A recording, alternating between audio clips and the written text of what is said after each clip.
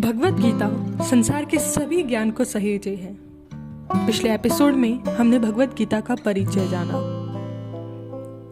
अक्सर लोग इस महान ग्रंथ को सांसारिक सुखों से छूटने का माध्यम मानते हैं।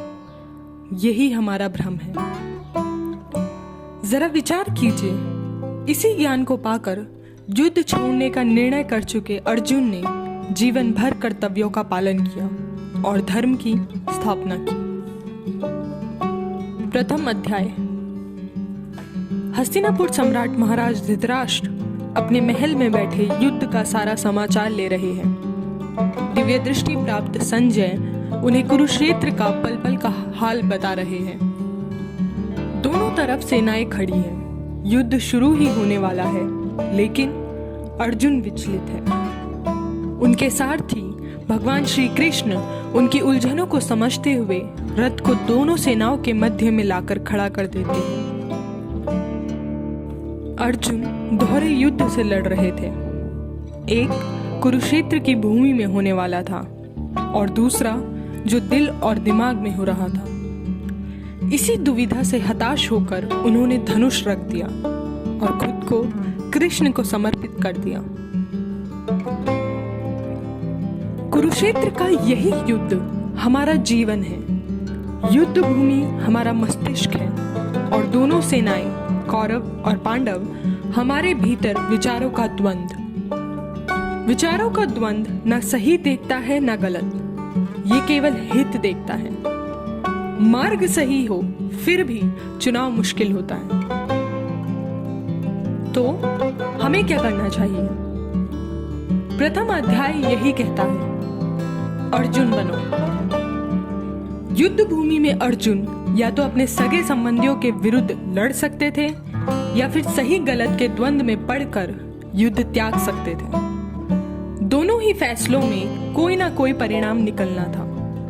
दोनों ही रास्ते उतने ही सही और उतने ही गलत थे। यही द्वंद्व हमारा है। आम जीवन में हम भी हित के बारे में सोचते हैं। सही गलत का प्रश्न बाद में आता है और ऐसी समस्या में कृष्ण ही सही मार्ग बताते हैं, सही ज्ञान बताते हैं। अर्जुन ने अपने प्रश्नों का उत्तर चाहा, खुद को कृष्ण को सौंप दिया। हमें क्या करना चाहिए?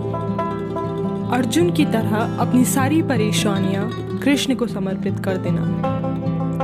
पर आज कृष्ण कौन है? द इनर सेल्फ, हमारी अंतरात्मा। हर दुविधा की स्थिति में हमारी अंतरात्मा हमें सही मार्ग दिखाती है।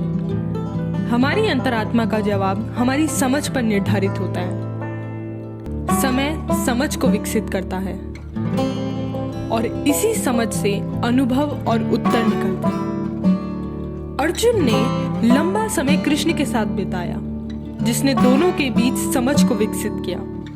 अपने इनर सेल्फ को जगाने के लिए उसके साथ वक्त बिताना और अनुभव से परखना भी जरूरी है। अब इनर सेल्फ को कैसे परखें? Self evaluation.